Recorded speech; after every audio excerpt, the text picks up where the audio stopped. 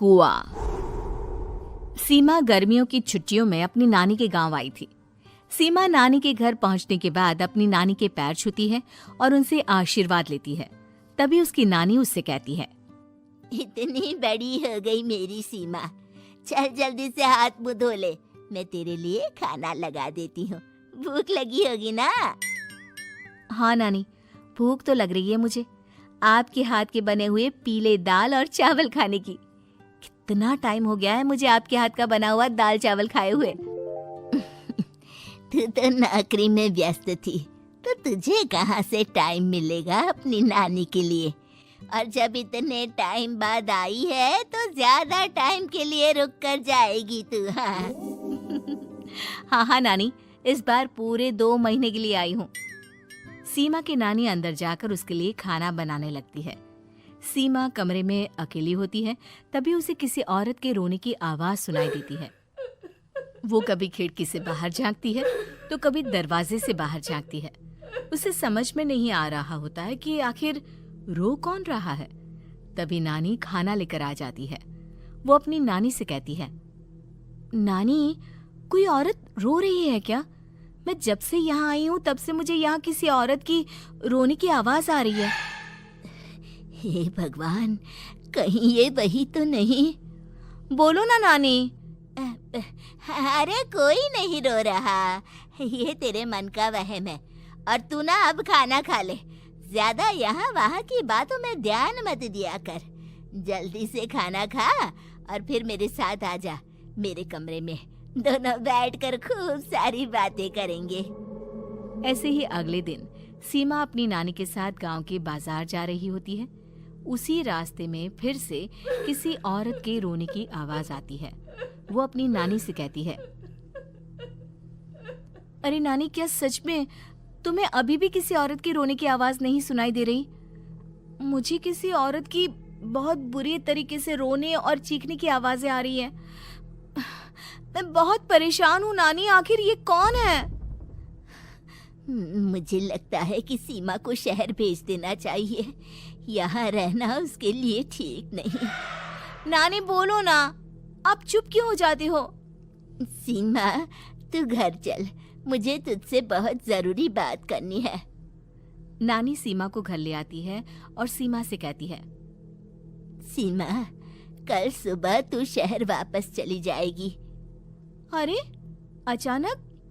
आखिर क्या बात है नानी, आप मुझे ऐसे जाने को क्यों कह रही हो? मैं बस जो कह रही हूँ उस पर ध्यान दे। तू कल सुबह यहाँ से चली जाएगी, और ये बात मैं कोई मजाक में नहीं बोल रही। तू कल जाएगी तो मतलब जाएगी। अरे नानी, चली जाऊंगी मैं, ठीक है, पर आखिर बात क्या है ये तो बता दो। मम्मी से कोई बात हुई है या फिर मुझसे कोई गलती हुई है जो तुम मुझे अचानक से जाने के लिए बोल रही हो? देख सीमा, रात बहुत हो चुकी है और मुझे इस बारे में कोई बात नहीं करनी। चल, अब चल के मेरे साथ सो जा। सुबह की बस पकड़कर तुझे शहर भी तो जाना है। सीमा को अपनी नानी का ऐसा व्यवहार देखकर बहुत ही अजीब लगता है। उसे कुछ समझ में नहीं आ रहा होता है कि आखिर उसकी नानी उसे अचानक से गांव छोड़कर जाने के लिए क्यों कह रही है। ये सारी बातें सोचते सोचते सीमा की आंख लग जाती है और वो अपनी नानी के साथ सो जाती है। ऐसे ही आधी रात को सीमा को फिर से किसी औरत की रोने की आवाज सुनाई देती है। वो उस औरत की आवाज सुनकर बार बार करवटें बदल रही होती है और तभी उसे सपने में भी एक अजीब सी औरत की परछाई दिखाई देती है, जो इतना चीख चीख कर रो रही होती है कि सीमा डरकर उठ जाती है। वो पूरे पसीने पसीने हो रही होती है। वो अपने आसपास देखती है तो घर में बिल्कुल शांति का माहौल होता है। सीमा घबरा जाती है। वो अपनी नानी को जगाने की कोशिश करती है मगर उसकी नानी नहीं जगती। सीमा को फिर से उस औरत की रोने की आवाज सुनाई देती है। आखिरकार सीमा अपने आप को रोक नहीं पाती और वो घर का दरवाजा खोलकर बाहर निकलती है। आखिर ये माजरा क्या है? आज तो मैं पता करके रहूंगी।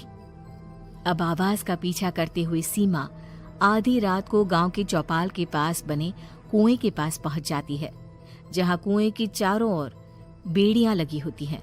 उन बेड़ियों में लगे हुए ताले के साथ एक लाल रंग का कपड़ा और माता रानी का कलावा बंधा होता है। उस कुएं में से सीमा को किसी के रोने की आवाज आती है। सीमा परेशान हो जाती है। इस कुएं में कौन है? कौन है यहाँ? सुनो, कौन है? कौन रो रहा है? वो चिल्ला चिल्ला कर पूछती है और साथ ही लोगों को जगाने की कोशिश करती है, मगर किसी को भी उसकी आवाज सुनाई नहीं देती। अब सीमा खुद उस कुएं के पास की बेड़ियों और तालों को खोलने की कोशिश करती है और किसी तरह कुछ देर की मशक्कत के बाद सीमा उसको खोल भी देती है। और जैसे ही वो कुआं खोलकर उसके अंदर झांकती है, सीमा उस कुएं में गिर जाती है। इतने में उसकी नानी की नींद भी खुल जाती है और सीमा को पास ना देखकर नानी परेशान हो जाती है। नानी घबराकर पूरे घर में उसे ढूंढने की कोशिश करती है, जिसके बाद उसकी नानी और सभी लोग उस खूनी कुएं के पास जाते हैं और सीमा की नानी कुएं के पास खड़ी होती है। सभी गांव वालों और सीमा की नानी को सीमा के चिल्लाने की आवाज आती है। बचाओ, कोई मुझे बचाओ।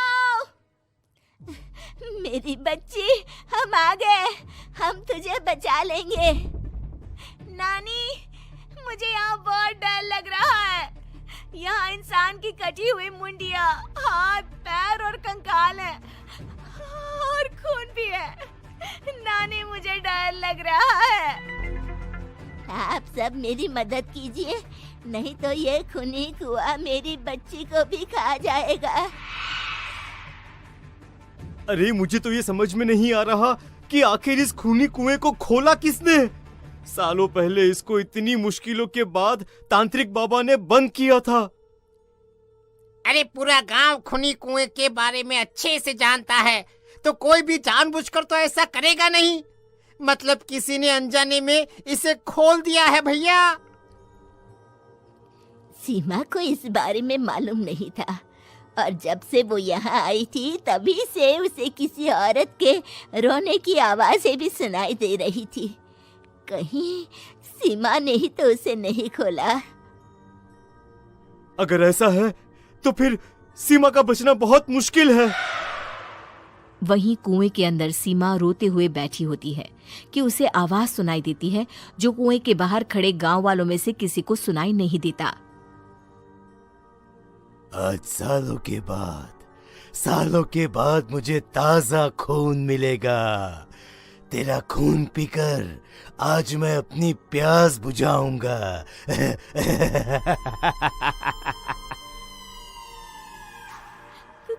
कौन है? मत मारो प्लीज, मुझे जाने दो प्लीज। मैंने किसी का क्या बिगाड़ा है? वो तुझे मरने के बाद पता चल ही जाएगा। जितने में गांव वाले और सीमा की नानी कुछ सोच पाते, उतने में उन्हें सीमा के चिल्लाने की आवाज आती है और अगले ही पल सब शांत हो जाता है। क्या हुआ?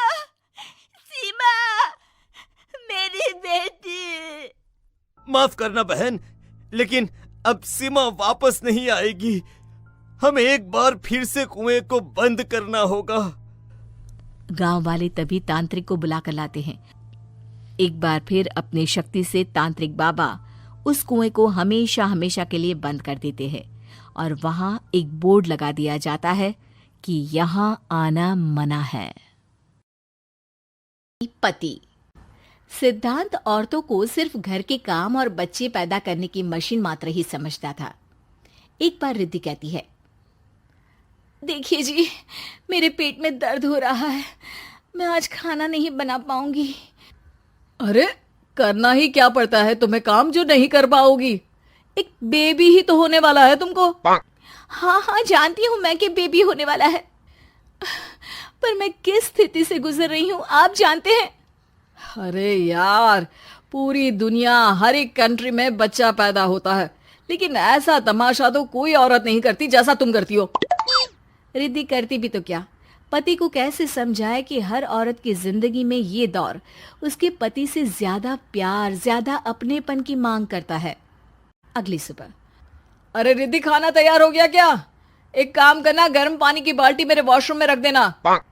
कैसी बात कर रहे हो? डॉक्टर ने मुझे मना किया है ना भारी चीजें उठाने के लिए। अरे ये सारी बातें डॉक्टर ऐसे ही पैसा कमाने के लिए करते हैं। मेरी माँ तो पूरे खेत की जुताई करती थी जब मैं होने वाला था। अब देखो कितना मजबूत पैदा हुआ हूं मैं। रिद्धि को अब इन बातों की आदत हो जाती है और वो पति के कहने पर बाल्टी उठा तो लेती है, लेकिन दोपहर तक। माँ, मेरे पेट में दर्द हो रहा है। बेटा, कोई भारी चीज तो नहीं उठाई थी ना? हाँ माँ, मैंने गर्म पानी की बाल्टी उठाई थी।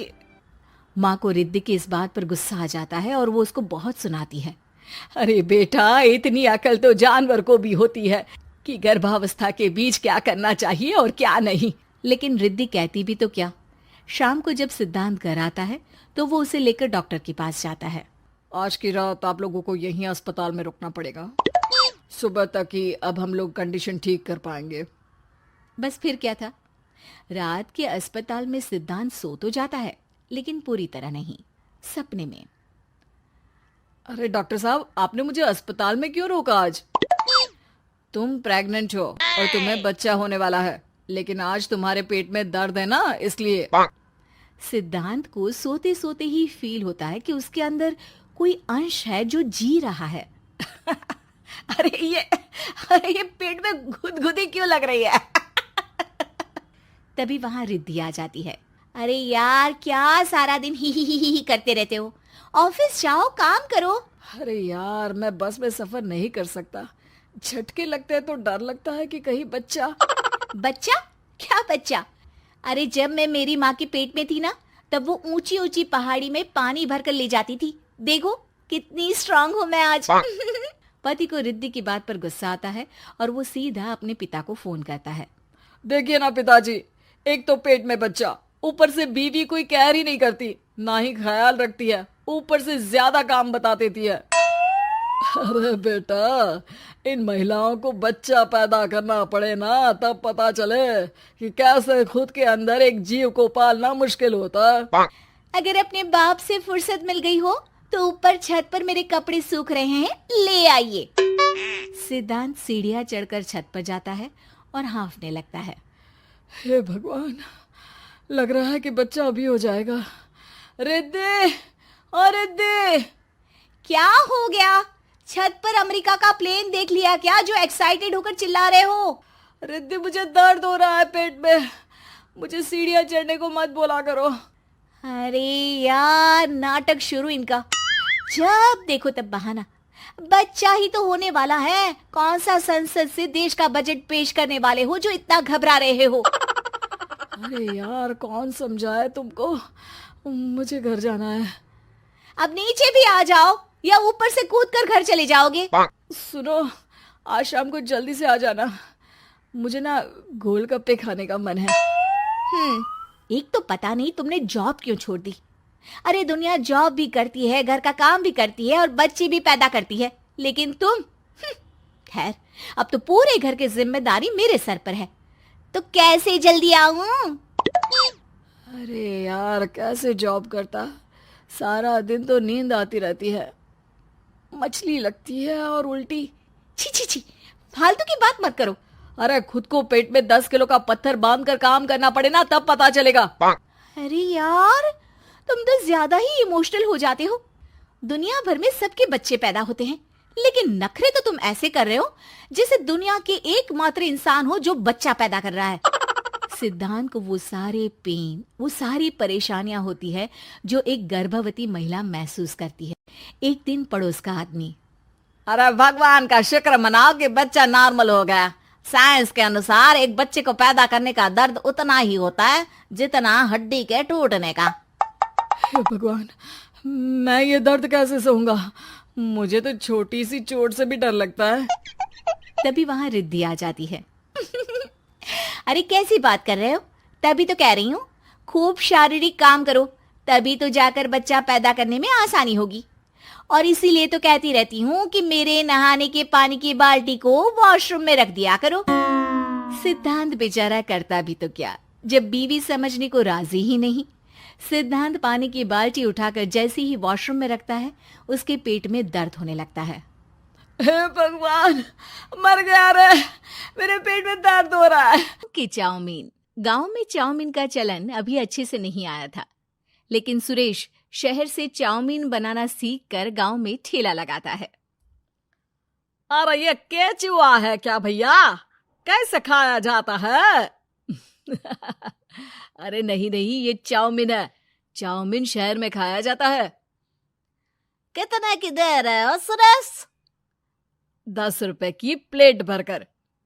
तभी वहां शहर से पढ़ा एक लड़का आता है। जरा एक प्लेट चाउमीन तो देना। सुरेश उसे चाउमीन देता है। उसे चाउमीन खाता देख गांव वाले भी उससे चाउमीन ले लेते हैं और खाने लगते हैं। अरे वाह सुरेश भैया, कमाल की बनाए हो। 2 प्लेट मेरे बच्चों के लिए भी पैक कर दो। बस फिर क्या था, सुरेश का ठेला लगता है और चाउमीन खरीदने वालों की लाइन लग जाती है। तभी वहां से गांव का साहूकार होकर गुजरता है। और ये क्या भीड़ लगी है? लगता है झगड़ा हो गया है गांव में। चलूं मैं अभी तो मजे ले लूं। अरे कहाँ है, इतनी भीड़ लगी है यहाँ? लड़ाई हो गई है क्या? अरे साहूकार साहब, ना ना ना, कोई लड़ाई ना हुई है। ये तो सुरेश की दुकान है चाउमीन की। हम लोग चाउमीन खाने आए हैं, आप भी खाइए ना। साहूकार चाउमीन खाता है और सुरेश की तरफ देखता है, जो सारे दिन के पैसे गिन रहा होता है। अरे सुरेश, क्या लागत है इस काम की? अरे साहूकार जी, आप अब आए हैं तो ये पूरे 10,000 रुपए ले जाइए, जो पिछले साल शहर जाने से पहले आपसे लिए थे ना। लागत तो क्या कहे, जो आपने दिया था उसी में सीखा भी है और दुकान भी खोल ली। अरे पैसे इतने जल्दी क्या जरूरत थी? कैसे जरूरत नहीं थी साहूकार जी, इतना मोटा ब्याज कहाँ से भरते। साहूकार को अब सुरेश की दुकान को हड़पने की लालच आ जाती है। नाना करते ये सारे दिन में 500 रुपए कमा ही लेता है। अरे गांव में ये ऐसे ही कमाता रहा तो कहीं ब्याज का काम ना शुरू कर दे। अरे भैया, कोई ना कोई जुगाड़ तो करना पड़ेगा। अब साहूकार घर आ जाता है और अपनी बीवी को सारी बात बताता है। हाँ जी, ये तो मैंने भी सुना है कि सुरेश के हाथ की चाउमीन नहीं खाई तो कुछ नहीं खाया। अरे हाँ हाँ, सही ही कहता है। मैं अभी खा कर ही आ रहा हूँ। अरे भाग्यवान है, कितना अच्छा हो ना अगर वो पैसा हम लोगों को मिल जाए। क्यों? हैं? हाँ, वो तो है, लेकिन कैसे? हम लोगों को तो चाउमीन बनाना आता ही नहीं है। साहूकार और उसकी बीवी अब रोज चुपके से सुरेश के घर जाते हैं और खिड़की से उसे चाउमीन बनाते देखते। अब क्या था, दोनों को चाउमीन बनाना आ जाता है। फिर एक रोज, और सुरेंद्र, तुझे साहूकारनी ने बुलाया था। बोल रही थी कि बेटे के जन्मदिन में 10 किलो चाउमीन का ऑर्डर देना है। बना दोगे ना? अरे हाँ हाँ साहूकार जी, मैं जरूर बना दूंगा। कब देना है घर में 10 किलो चाउमीन? अरे वो तो तू घर आकर बता कर लेना, मैं नहीं बता पाऊंगा। ठीक है, शाम को काम निपटा कर आ जाता हूँ। सुरेश साहूकार के घर जाता है, लेकिन वहां मियाँ बीवी मिलकर उसे बंधक बना लेते हैं। अरे मुझे क्यों बांध रखा है? मुझे छोड़ दो। आज से तेरा ठेला मैं लगाऊंगा और बहुत सारे पैसे कमाऊंगा। साहूकार एक आदमी को सुरेश की निगरानी में लगा देता है और वहां से चला जाता है। अगले दिन, अरे साहूकार जी, आप कब से चाउमीन बेचने लगे और अपना ये सुरेश कहाँ गया? और वो तो शहर गया है, उसका कोई काम निकल आया था। बोल रहा था कि जब तक वो ना आए तब तक मैं ही उसके ठेले का काम कर दूं। पैसे भी तो बहुत उधार ले रखे थे उसने। लगता है कर्जा भरने के डर से भाग गया है। अरे पर वो तो बोल रहा था कि उसने सारा कर्जा उतार दिया है, और वो क्यों भागेगा? इतना तो कमा रहा था। अरे मुझे क्या पता। अरे चाउमीन खाना है तो बोलो, नहीं तो भागो यहाँ से। अरे हाँ हाँ, दे दो दे दो। अब तो चाउमीन खाना पूरे गांव के लोगों के लिए आदत ही बन गया है। ना खाओ तो नींद ना आए। हाँ हाँ, तो लो और निकालो 50 रुपए। 50 रुपए क्यों? सुरेंद्र तो 10 रुपए में देता था। अरे वो पागल था, मैं थोड़ी ना हूँ। गांव वाले, जिनको चाउमीन की लत लग गई थी, वो करते भी क्या? दे दो और ये लो 50 रुपए। लेकिन फिर साहूकार उन लोगों को प्लेट में थोड़ी सी चाउमीन रख देता है। अरे ये क्या, पैसे 5 गुना ज्यादा और चाउमीन बस इतनी सी। अरे साहूकार साहब, भगवान से तो डरो। बस फिर क्या था, साहूकार की मन मर्जी चलने लग जाती है और गांव वाले करते भी क्या। एक रोज मुझे तो लगता है कि सुरेश को साहूकार ने मार डाला होगा, क्योंकि उसका काम इतना अच्छा चल रहा था, फिर वो क्यों जाता, और वो भी साहूकार के हवाले दुकान करके। ना बाबा ना। अगले रोज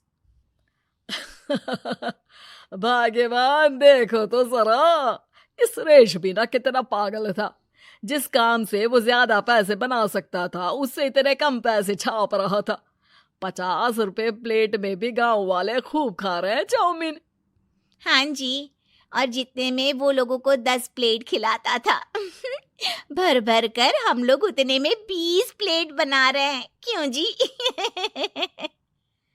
वहीं सुरेश रोज भगवान से मांगता कि बस एक बार वो किसी तरह वहां से निकलने में कामयाब हो जाए, लेकिन उसकी हर कोशिश नाकामयाब होती। फिर एक दिन, अरे भाग्यवान, ऐसा कुछ करो कि चाउमीन बनाने का खर्चा आधा हो जाए, जिससे हम लोगों को और मुनाफा हो। ना जी, मुझे तो कोई तरकीब ना सूझ रही। अरे सुनो, एक काम करते हैं, चाउमीन बनाने में जो सब्जी लगती है वो मंडी में लेने तुम देर रात चली जाना। तब तक वो सारी सड़ी गली सब्जी जो दुकानदार वहीं फेंक जाते हैं, वो उठा कर ले आना फ्री में। अरे वाह जी वाह, आप तो बहुत समझदार हैं जी। बीवी वैसा ही करती है, लेकिन अब लोग चाउमीन खाते तो मुंह बनाकर। फिर एक बार, अरे राम राम राम, ये पेट में दर्द काहे हो रहा है? आई, आई, आई, आई, आई। हाय रे हाय, मेरा भी पेट दर्द के मारे फटा जा रहा है। सभी को शक हो जाता है कि उन लोगों को चाउमीन खाने से ही ये बीमारी हो गई है। वहीं दूसरी तरफ जो आदमी सुरेश की निगरानी कर रहा था, वो सो रहा होता है और मौका देखकर सुरेश वहां से भाग जाता है। सुरेश गांव वालों के पास जाकर उन्हें सब कुछ बता देता है। बस अब क्या था, साहूकार के घर पुलिस पहुंच जाती है। चलो, तुमने गांव के लोगों को खराब सब्जी वाली चाउमीन खिलाकर बीमार किया और सुरेश को बंधक बनाया। तुम्हें इसीलिए हम गिरफ्तार कर रहे हैं। साहूकार को पुलिस ले जाती है और फिर अगले दिन से सुरेश का ठेला गांव के बाजार में लग जाता है, जहां अब पहले से ज्यादा भीड़ होती है।